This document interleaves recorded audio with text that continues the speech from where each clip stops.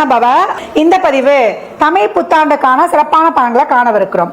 வருகின்ற குரோதி வருடம் 12 ராசிக்கும் எப்படிப்பட்ட சிறப்பான பலன்களை அளிக்கவிருக்குது என்பதை நம்ம அந்த பதிவுகளில் தெளிவாக காணவிருக்கிறோம். அன்பர்கள் பதிவை முழுமையாக கேட்டு இதை சொல்லியிருக்கின்ற இறை வழிபாடுகளையும் சாத்விக பரிகாரங்களையும் பின்பற்றி இந்த ஒரு வருடத்தை திறம்பட கடந்து வந்துடலாம். பலாக திருச்செந்தூரில் வீற்றிருக்கும் முருகப்பெருமானின் பொற்பாத கமலங்களை பணிந்து 12 ராசிக்கும் இந்த தமிழ் புத்தாண்டு எப்படிப்பட்ட சிறப்பான பலன்களை அளிக்கவிருக்குது என்பது தனித்தனி பதிவுகளாக துல்லியமான பதிவுகளாக காணவிருக்கிறோம். அன்பர்கள் பதிவினை முழுமையாக கேளுங்க. இதில் சொல்லியிருக்கின்ற இறை வழிபாடையும் ஆன்மீக பரிகாரங்களையும் பின்பற்றி இந்த ஒரு வருடத்தை சிறப்பாக செயலாற்றிக் கொள்ளலாம். ரிஷப ராசி ரிஷப லக்னத்திற்கான பலன்களை காணவிருக்கிறோம். இந்த குரோதி வருடம் எப்பேற்பட்ட சிறப்பான பலன்களை எடுக்குது. தமிழ் வருடம் தான் ரிஷப ராசி ரிஷப லக்னத்திற்கு தமிழ் புத்தாண்டு எப்படிப்பட்ட சிறப்பான பலன்களை அளிக்க இருக்கு அப்படின்னு பார்க்கிறோம்.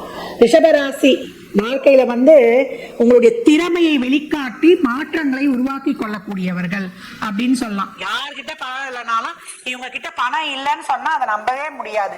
பணத்தை நோக்கி ஓடிக்கொண்டிருக்கிறவர்கள் அப்படின்னு சொல்லலாம். பணம் இல்லைன்னா இவங்க ஆள் பர்ஃபெக்ஷனாவே இருக்க மாட்டாங்க. பேங்க் சேவிங் இருந்தா இவங்க ஆள் தெளிவா பொலிவா இருப்பாங்க. அதெல்லாம் இப்ப நடக்கக்கூடிய நேரம். ஏன்னா 11ல பாத்தீங்கன்னா ராகு அவ்வளவு ஜம்முன்னு ஜரூரா அட்டகாசமா அமர்ந்து பணத்தை நான் கொடுக்கறதுக்கு ரெடின்னு பொருளாதார ராசியில் ரொம்ப சிறப்பா இருக்காரு.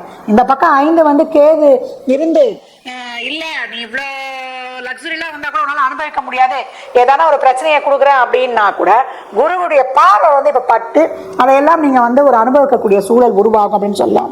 தொழில், திருமணம், வேலை வாய்ப்பு அனைத்தும் ரொம்ப சிறப்பாக இருக்கும். தொழில் ஊதிய உயர்வுடன் கூடிய உத்தியோக உயர்வு நிச்சயம் உண்டு. இந்த காலகட்டம் நம்ம கேட்ட இடத்துக்கு ஒரு பணிமாற்றம் கிடைப்பது, மாணவர்களுக்கு நல்ல கல்வி, நல்ல மார்க்ஸ் எடுத்து மெரிட்லி சீட்டு கிடைப்பது, ஒரு நிரந்தர சொத்து அமைவது, அதே போல வண்டி வாகன சேர்க்கைகள் சிறப்பாக இருப்பது அனைத்துமே ரொம்ப அருமை. திருமண விஷயங்கள் கைகூடுவது, சுப நிகழ்வுகள், சுப பேச்சுவார்த்தைகள் நடைபெறுவது, உங்கள் செல்வாக்கு சொல்வாக்கு கூடுகிறது, இப்படி பட்டியலிட்டு கொண்டே போகலாம். உங்களுடைய அனைத்து விதமான சிறப்பான நிகழ்வுகளுக்கும் அப்படின்னு சொல்லலாம்.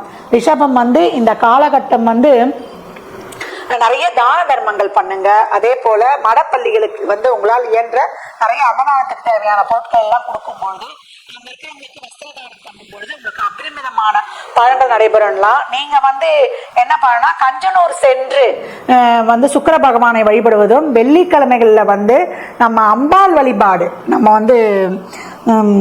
கற்பக தாயாரை வழிபடலாம், காமாட்சி அம்மனை வழிபடலாம். அது மாதிரி அம்பாள் சாந்த சுரூபியாக இருக்கக்கூடிய அம்பாள், அலங்கரிக்கப்பட்ட அம்பாள் சுக்கிரனின் அம்சமாகவே நம்மளுக்கு காட்சி தருவாள்.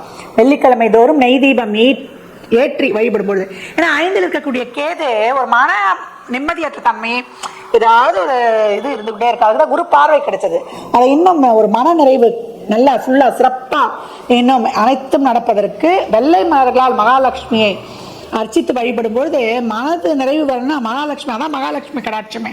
மனசு அமைதியா இருந்தா நம்ம தெளிவா சிந்திப்போம்.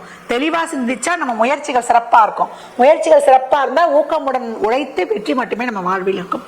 இதான் தாற்பயம். அதாவது ரிஷபராசி அன்பர்கள் இந்த காலகட்டம் மகாலட்சுமி வழிபாடு செய்து அபரிமிதமான பலன்களை பெற்றுக்கொள்ளலாம். ஏழை எளியோருக்கு நிறைய தான தர்மம் பண்ணுங்க. இந்த பலன்கள்லாம் கோள்களின் கோச்சார நகரை வைத்து சொல்லப்பட்டிருக்கு. உங்க சுயஜாதகத்துல இப்ப என்ன தசாபதி நடக்குது, அது எதற்காக உங்களுக்கு ஊக்கப்படுத்துது, திருமணம், குழந்தை பாக்கியத்திற்கா இல்ல பொருளாதார முன்னேற்றத்திற்கா என்பதெல்லாம் உங்க சுய ஜாதகத்தை ஆய்வு செய்வதன் மூலம் மட்டுமே நான் தெள்ள தெளிவாக அறிந்து கொள்ள முடியும். ரிஷப ராசி லக்னக்கார அன்பர்கள் வாழ்நாள் முழுவதும் சிறப்பான பலனை அடைவதற்கு என் மனமார்ந்த வாழ்த்துக்களை தெரிவித்துக் கொள்கிறேன்.